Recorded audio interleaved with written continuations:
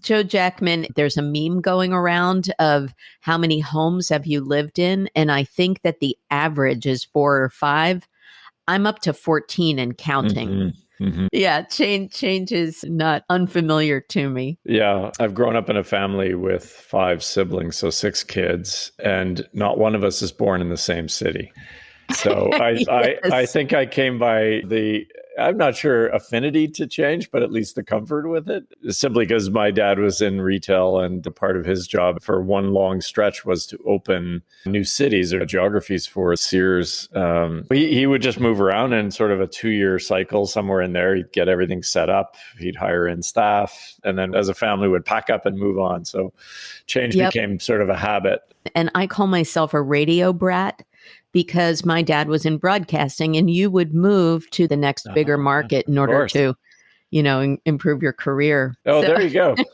Yeah. One of the things that's a benefit of that is, connecting with people and finding a place within a new ecosystem. I actually think that experience is really, really valuable. But as you move from place to place and situation to situation, you're forced to just be able to adapt and figure out, okay, how do I thrive here? How do I connect with people?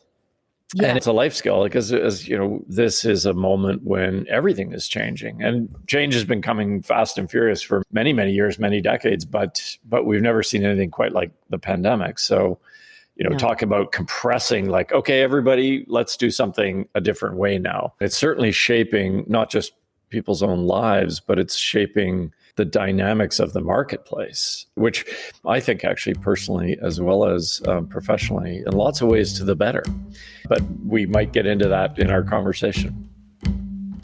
Hey, it's E.B. Moss, and this is episode 37 of Insider Interviews, where you get the insider scoop on the business of media, marketing, and advertising. And today we're talking about what not too many people want to talk about: change.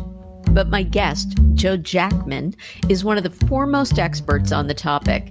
As the CEO of Jackman Reinvents, Reinvention company, Joe's been an advisor to consumer brands like Flow Water, retailers like Duane Reade and Staples, B2B companies, and even private equity partners for more than 30 years. And he's changed a bit himself, from designer to CMO and executive, and now he adds author to the list. Hear from this strategist who's helped leaders around the world use insights to change for the better.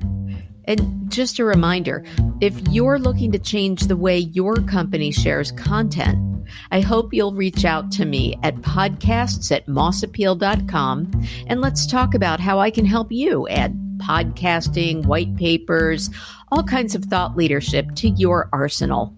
But now, here's my conversation with Reinventionist Joe Jackman. So, Joe Jackman, if I say the word change, what a surprise, right? Mm-hmm. What comes to mind for you? And for me, and a lot of human beings, it's really like, ugh, not change. Mm-hmm. What about you? Essential. I didn't expect that. It makes sense, but I didn't expect that. I love it. Yeah, if you're not changing and evolving, you really are stuck. That'd probably be the best scenario. But the more common scenario is you're moving backwards, or, in business terms, you're waning or dying. Change is, as never before, essential for us just to stay with what's happening. And unfortunately, it is the complete opposite to our comfort level as humans, which makes what you described as the more typical reaction the norm. The ugh. Yeah. The ugh. Yeah. And so you call it reinvention. Tell me a little bit about how you have changed yourself over the years and some of your favorite gigs. Yeah, it's kind of a career that probably is defined by getting into something and getting really curious and ultimately obsessed by that thing and wanting to do that. And then going through the inevitable process, as we all do, of assessing whether that's possible. And for some reason or another, I was the youngest of 6 kids, and maybe I just got a wonderful upbringing with a positive self-image and a can-do kind of, hey, you can do anything you set your mind to. But I kept saying, well, why can't I do that? I'm going to jump and make a leap and I'll figure it out. And so to make that tangible, schooled in industrial design, realized while I love design and its power, potential, I was against peers that were just so talented. I thought, I better figure out how I can add value to what they do so well. And so I gravitated towards creative director and became one. Well, how? I just started my own business. And when you start your own business, you can, you can decide what your role is going to be. But it worked out really well. And then eventually I cottoned on to strategy, call it lowercase s strategy, and said, why can't I be a brand strategist? What do I need to know? Who do I need to learn from?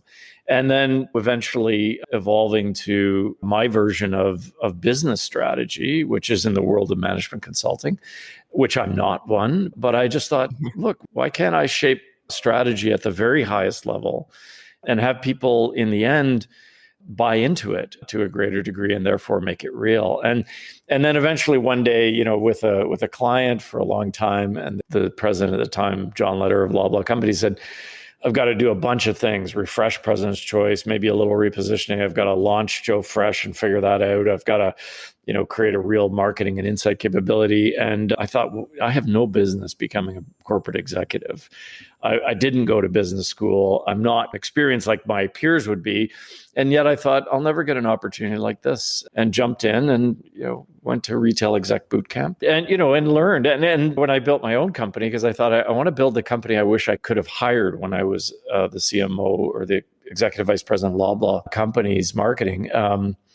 I built Jackman Reinvents and, self-titled Reinventionist. So what exactly are reinventionists?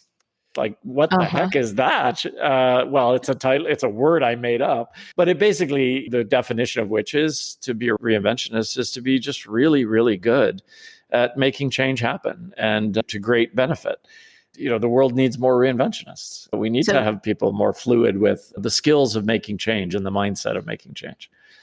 Well, we're going to get into the features and benefits of change, but are people afraid of you? Are you like the last kid picked on the soccer team? Oh, there's that guy that wants us to change. Yeah, exactly. That, provocateur. Well, listen, I'll be a very, very honest, transparent marketer, Evie, and say, I read a book a long time ago by two authors, Trout and Reese, and it was a very thin book called The 22 Immutable Laws of Marketing. Mm. And one of the chapters was, if you can't be first in a category, create your own and become the leader. And I was really excited by that idea. And in a way, it led me to create my own company in a category I invented, which is the reinvention category. What I don't know, and I'll have to go back and read it someday, I don't know if they talked about how long it takes to actually create your own category. Because for at least a decade, people would say, oh, are you an agency? Not really. We do agency-like things. Are you a management consulting firm? No, we have about a third of our team as management consultants, but technically, no, we're a strategy into action now people, and we've got a big creative team and so on. But everyone, rightly so, wanted to put us in a box. And the comparatives would be, well, we really need an agency here. We need a management consulting firm. We need a branding house here. Well, the actual fact is that we're all those things. We just figured out how to join them up and do the work of transformation, consumer-facing transformation mostly, but sometimes B2B, in a super efficient way, which makes us different. And that's why we're in our own category of one. Well, you push water uphill for a long time to get people to understand. Now, the world is in a crazy moment of change, and there's a lot more inbound emails. It took us a while to get what you're selling, but now we get it, and the timing is incredibly opportune. So the world is your oyster now, as they say. Yeah, it is. I mean, it's that notion, you can build it and they will come. The polarity's reversed. It's starting to come to us, which is fun. And it gives us choices. We don't do everything that comes our way, but we certainly get excited by significant change opportunities. So talk more about how you invented Reinventionist. So maybe I'll geek out for a second and just say what I loved about the concept of reinvention is that there's a couple of things embedded within that term. The first is the invention itself, that there was some creation, some vision. If it's a company that was started before, there was usually strands of DNA that were true beliefs, a belief system. And the act of reinvention is to not throw that away, but to actually make that relevant again. And I really like that idea. And as I think about change, obviously I've thought a lot about it because it's my profession. You literally wrote the book on it. Yeah, I guess, yeah, you could say that. Thank you for the book plug. But, here's what I think we need to do collectively is we need to reposition the entire idea of change in our minds. Change is good. Change is a positive force. And it is, as I said earlier, essential. And it should be seen as creating the next best, most powerful version, the most relevant version of you or your company. And instead, it's seen as something negative. And look, if you want to resist change, have at it. But the world is moving, consumers are moving, and you really not only need to stay with it to keep pace, but you need to find your place within that where you can thrive and become your most powerful and relevant. And so I would say, given the two alternatives, which would you choose? I've often said with a smile on my face, if anyone's going to create the next best version of me, it better damn well be me. Like, why wouldn't it be? Right. So, otherwise you just sit on your hands and you say, look, I'm good here. I'm comfortable. I'm safe. And that can feel good, but ultimately it will bite you. And what's better than continuing to learn and broaden your horizons and figure out your next act? I'm always surprised when people say, look, change is hard. I know all the reasons why, because I've studied it and I practiced it with big companies and helping to transform them. But I think if people actually just took a second and thought about it, you'd choose change. Absolutely. And especially when you put it that way, it almost makes me feel like the opposite of that, the status quo, is the thing that we should be saying, ugh, about. 100%. Yes. Okay. Yeah. In fact, one time at a conference, I was on a stage and I had just blurted out this expression. I said, the way I think about it, there's a serial killer on the loose and it's called the status quo and it's coming for every slow moving, person and company on the planet. Well, I got a lot of feedback to say, that was a little dramatic, a little bit provocative. Well, it's true. The history of business model life cycles, tenures of executives, the length of brands and their relevance and vibrancy, all of these things are compressing. We know this. This is not guesswork. This is in data. The average life cycle of a business model is dramatically decreasing over the decades. And what's the average tenure of a marketing executive today? I think, oh boy, 18 months. Yeah, something like that. So you either get with it and get good at it, like not just good, but pro athlete good at it, or you just have it done to you. And, part of the culprit is the future. Let's, future proof ourselves. Let's sort of do the things we need to do to set ourselves up for the future. When I was growing up, it was like this notion of the future was going to the moon and it was this far off place and it would come someday. And that's not the truth. The truth is the future arrives daily. And you need to either be part of it and actively hands-on shaping it for yourself and your business, or it's going to, be done to you. Yeah. So, I love that line, by the way, the future arrives daily. Oof. Well, oh, wait, that's the future. Oh, wait, that was the future. Oh, there's the future. 100%. Yeah. And it's funny with retailers, I've often respectfully said, let's not call it a store of the future. Because what that suggests, how many of those have I walked over the years and it was mothballed at some point. Or like, what happened to this store? Well, people didn't see it as real. And It Right. was too expensive, and not everybody was aligned. And well, not everybody is aligned to the future. So let's just sort of think of it more granularly and figure out step by step, how do we continue to evolve, experiment so that the future never arrives. It just simply is happening and we're part of it. Well, it also reminds me of a Honeymooners episode. Tell me, Chef of the Future. Yeah, that's right. But let's talk about retail a little bit. As you mentioned, you've got retail in your DNA. Your dad was at Sears, and you have been warning for something like 20 years that retail needs new concepts. And I want to applaud you for not only the case studies on your site. I love the example of what you've been aiming to do with Joanne Fabrics and Staples. But apropos our conversation about the pandemic, let me give you a little shout out, and I'm going to read something about what you did specifically. The minute that Ontario, Canada allowed drugstores to offer immunizations, and this is back in 2012, you were the one to help then Rexall be the first chain to offer them. And it was literally a huge shot in the arm for them. Mm-hmm. So I'll keep going with the bad puns and ask, what prescription would you give any physical store today to help them survive in these downturn pandemic days of in-store shopping? Talk about retail and change.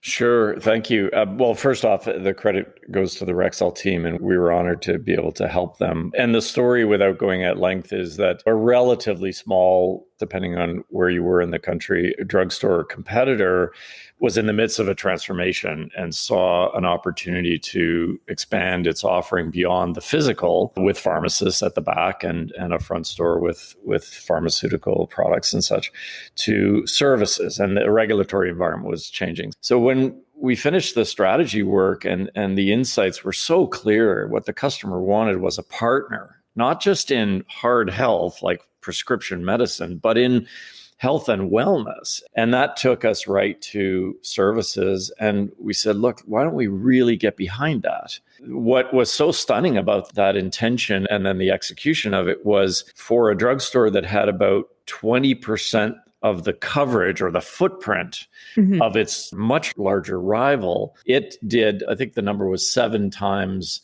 its volume of immunizations. And really, it showed that scale and size versus competitors has no bearing on what your ability to achieve is. So I'd say today, that's the ethos that every successful retailer has to adopt, which is, what is our potential? What do we have permission to do and be? And then how, if we all get ourselves not only clear on that, but 100% committed and excited about pushing the edge of what's possible, it's remarkable what can be achieved. Here's the truth. Retail got lazy, and there are many exceptions to that comment, of course. But generally, retail sat and was lacking innovation, was either witnessing the coming e-com revolution and either ignoring it or choosing to sort of slow walk it. And a lot of disruption was enabled by that kind of sense that, maybe one day that'll evolve, but stores are the thing. And, let's keep our eye on that. And then you name the category. Everyone looked at that didn't have a legacy to protect, a business that was already built, and said, why don't we do it better? Mattress selling. Remember last time you were in a mattress retail experience, it was probably okay at best. But then along comes, right, Casper and Endy and lots of players. And they just said, let's rewrite the script. Well, I look at Amazon, like many in the retail industry, as much as, many fear them and are in awe of what they've been able to accomplish. If retail leadership was prescient in reading what's happening, Amazon wouldn't exist. Casper wouldn't exist. Netflix wouldn't exist. There'd be a streaming service called Blockbuster. And we'd, we'd all be using that. And our smartphones wouldn't be called Apple. They'd be called Kodak. But this is the issue. We get into this idea that success, particularly over a period of time, is a very seductive force sponsored by the status quo. Let's just keep doing what we're doing. Let's not worry about those disruptors. They're a rounding error on our business. Let's not take any chances unnecessarily. This is the zeitgeist when you've been long successful. And what that says is, hey, everybody that's got a new way of doing things, come on in, because we're just sitting here waiting for you to steal our share. Yeah. Right. So let's get on with it. Let's actually disrupt ourselves.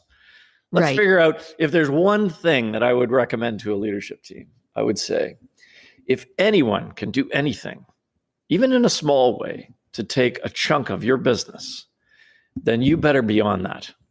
And you better be not doing the calculus of, well, if that were to be true, we'd have to write off these kinds of assets, or, that would cost so much to transform from what we are today to what we would need to become.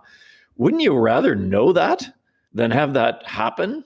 It's just it's a mindset, hence the book. It's the Reinventionist mindset. We just need to adopt a set of principles. So speaking of mindset, I think that is part of the Jackman Reinventionist secret sauce, if you will.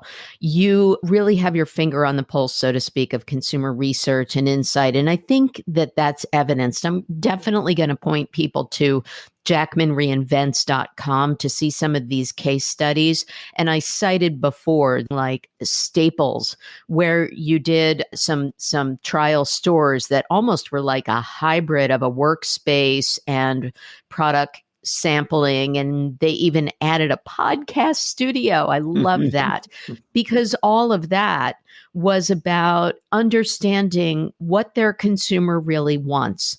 So what's in your crystal ball based on what you've learned that's really affecting brands right now? Mm-hmm. So insights, it's a term we're familiar with, often confused with research, which is the means to the end. What every business wants to know really is what matters now and what matters deeply to the consumers that we're focused on, or customers if you're a B2B business. And that is really an art and a science to find those nuggets that you can actually hang a strategy off of. And in the case of Staples, we did a lot of research. We did a lot of in-field work, just conversations, formal, informal. And what we discovered was what people really didn't care about that much was office supplies, which is a hard thing to wrap your head around. We don't really need Scotch tape anymore. Yeah. I mean, we need supplies, of course, but the emotional attachment to office supplies is very low. But where there's high emotional engagement is with what are office supplies and related services. What are those all in the service of? They're in the service of achievement and learning and growth. And by virtue of Staples being an office supply superstore, what hadn't been surfaced was we actually play a central role, not to overstate it, but a fairly central role in people achieving their goals. And that we had the permission, because we were a trusted brand and well-known, maybe a little narrowly defined at the time, but we had the permission to help and to be partners on that working and learning and achievement journey. And that just changed everything. And this is the thing, insights are the raw materials of strategy. And so many companies say, we have a strategy. And one of the questions I'll always ask is, what's the strategy based on? And often it'll be just a little bit of crickets. So I would first say, look, there's probably only one rule in all of this work in transformation, and that is you must deeply understand who your customers are and what they care about most, not functionally, but beyond function, into the world of emotion. And everyone has an end. The means are the ones that most marketers focus on. Understand what the end is. Let's talk about how we impact change for media and content brands. People have a font of knowledge with you, Joe. So I'm going to refer them to your own podcast, The Reinventionists. And you did an episode with a very well-known media executive out of Canada, Andrew McLeod. And you talked about how media has been so disrupted especially in its ability to monetize. And yet, people's desire to consume trusted content is through the roof. Mm-hmm. So, my long-winded question to you Mm-hmm. is, what can brands communicate, particularly media brands, that's going to help drive trust and reassurance? Mm-hmm. So that's obviously a very big question. What can they do to earn trust? This is an evolved definition. What is a brand? A brand equals purpose, elevated to experience, delivered consistently. Ooh. And so, purpose, let's start with the first part is really, who are you? Why do you exist? Who are you to whom? And therefore, what do you stand for to them? Most companies haven't got that very well defined. And yet, if you look at the evidence, purpose-led companies tend to outperform their peers. There's a lot of case evidence on that. Elevated to an experience is that everything that you do, every communication, every touch point, everything experiential, having a conversation with a customer service associate or inbound advertising, if everything is tied back to who you uniquely are and why you are, it has so much more power and relevance. And when it's connected, because it comes from the same place, so relatively easy to connect and make cohesive, it just gets more powerful, it gets more efficient. And then lastly, delivered consistently.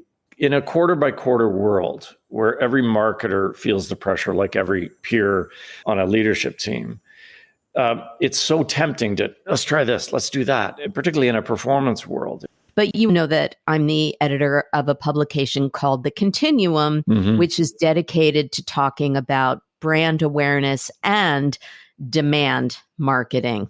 So you're very much for the brand and demand aspects of things, as long as it's built on the foundation. Absolutely. Performance marketing, of course, today is very much in play, and it's important.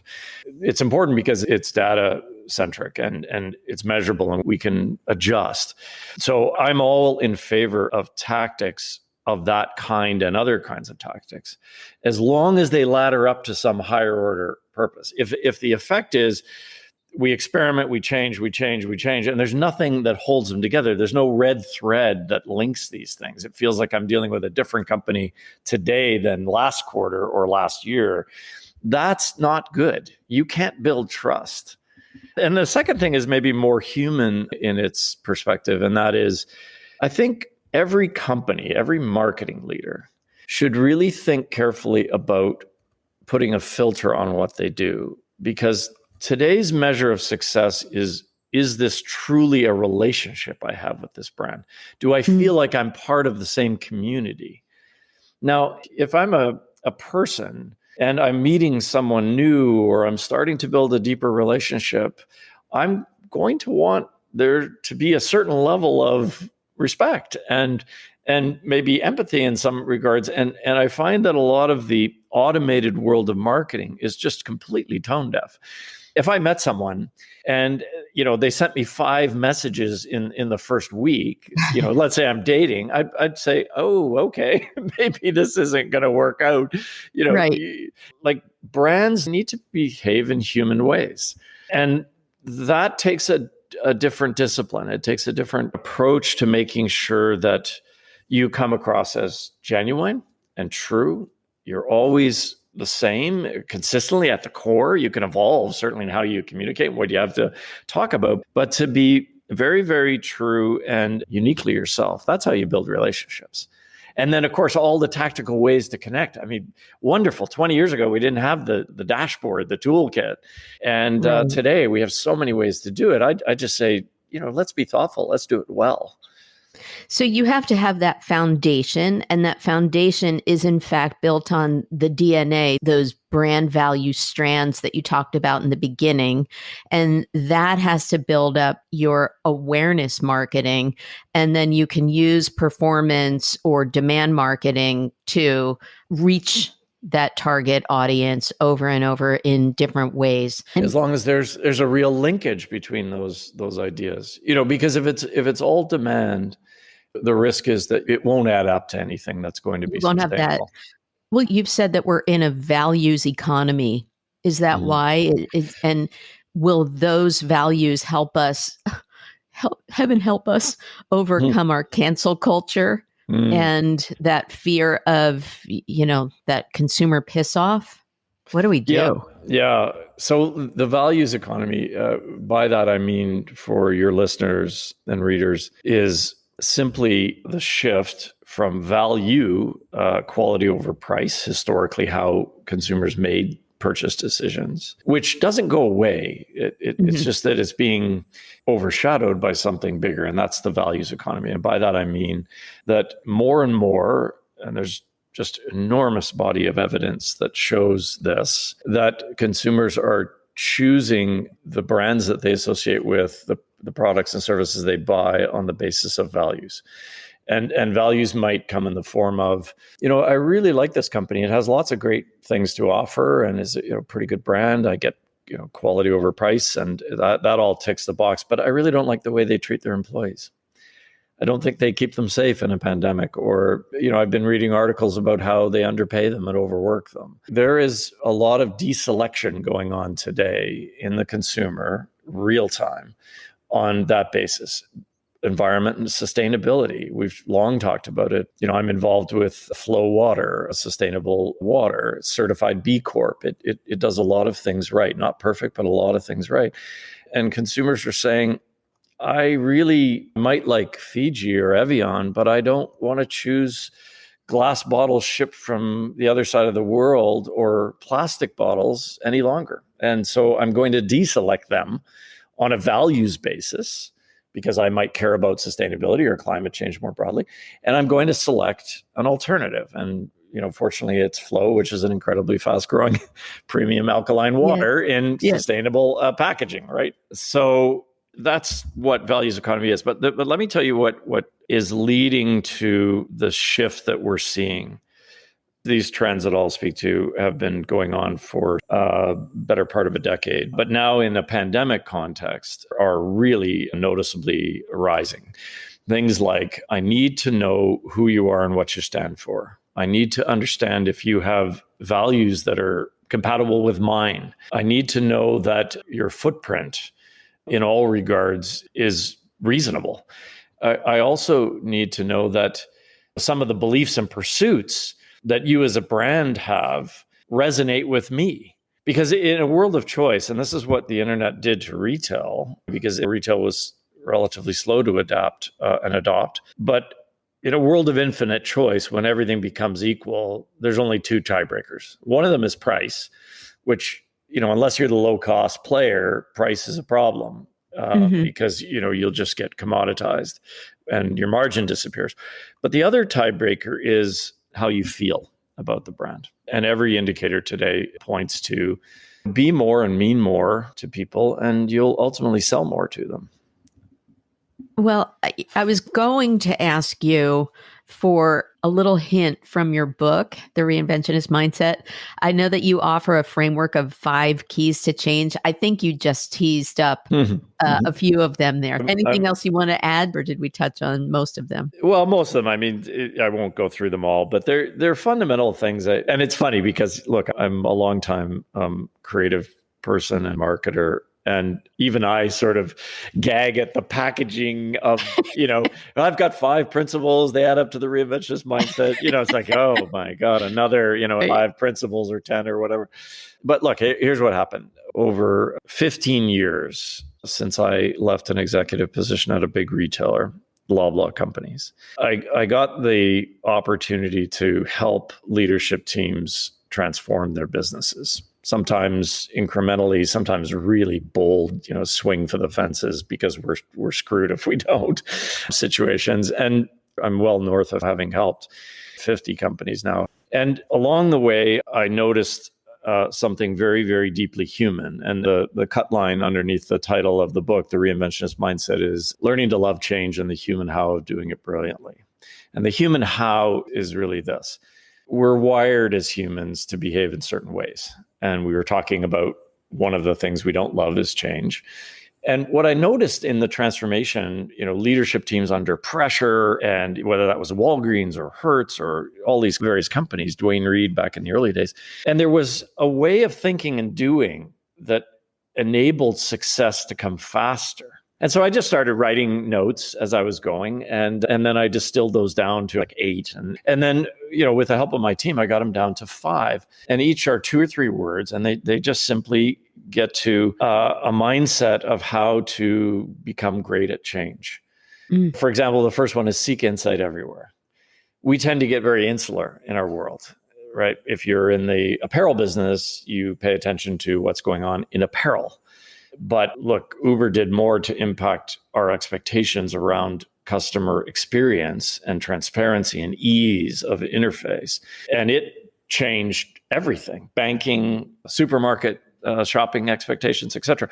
So, widen the aperture, pay attention to people that you're maybe not focused on. For example, here's a classic. There's a religion around, I need to pay attention to the customers that I do the most business with. Of course, it's a great discipline. You also need to pay attention to the ones that are behind them, that are coming up. Because if I've heard one refrain, EB, over the years, it's in talking with customers about a brand that I happen to, be engaged with. And they'll say, oh, yeah, that brand, I love that brand. My dad used to take me to that brand. Or, yeah, they used to have all sorts of great stuff back in the day. Yeah, I haven't thought about them for a while. Listen, if you're not paying attention to younger people, like seriously, and thinking about how they're going to ask you to evolve, you're basically at risk. And the risk is getting greater every day and every week that goes by.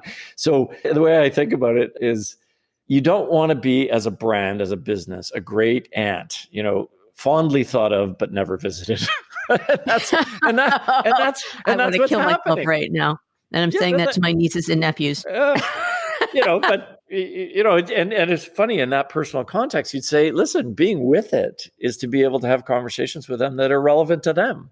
Not telling stories from the past that they go, oh no, here we go. So it's currency, and so importantly, it's cultural currency. Honestly, seek insight everywhere. When I thought that is a fundamental principle, I started to read magazines that I would never normally pick up.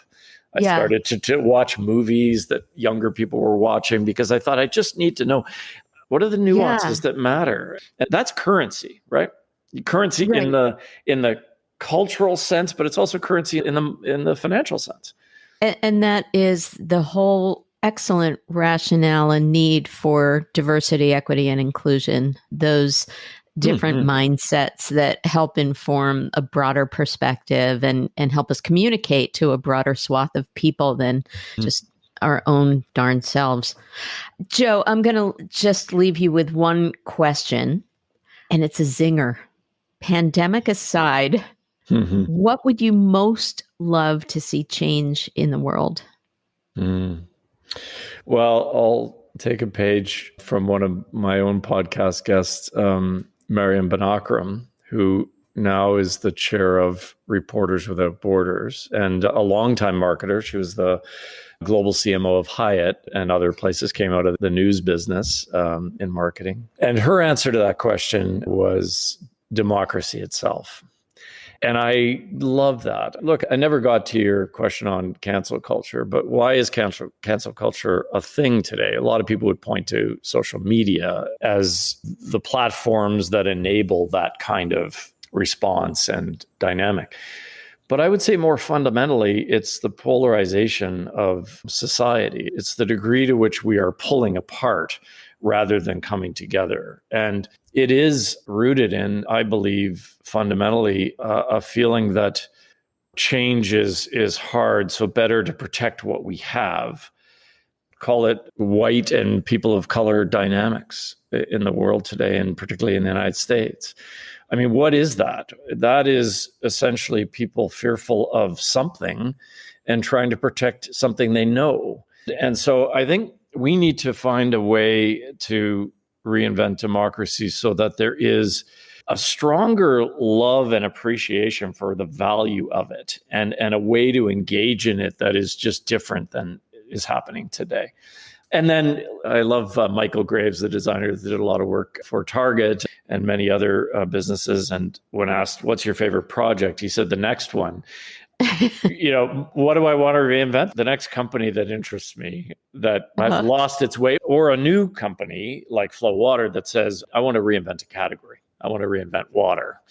And there's so much of that. Like, how wonderful to spend a career on just figuring out what's the next act of whatever. So, but thank you for that question. Thank you for reinventing so many things to all of our greater good. Well, not the least of which is water.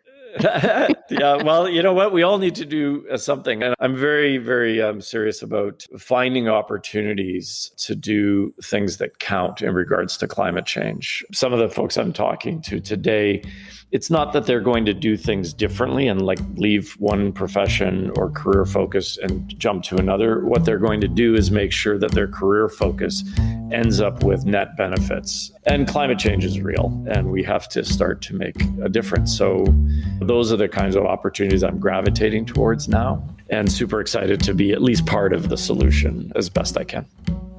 What a great answer. Joe Jackman, thank you very, very much for being on Insider Interviews. And this will also appear on The Continuum in journalistic form.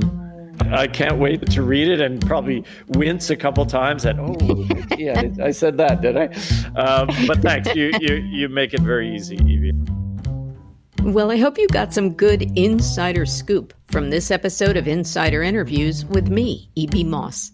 If you enjoyed this content, please feel free to buy me a coffee at buymeacoffee.com/mossappeal.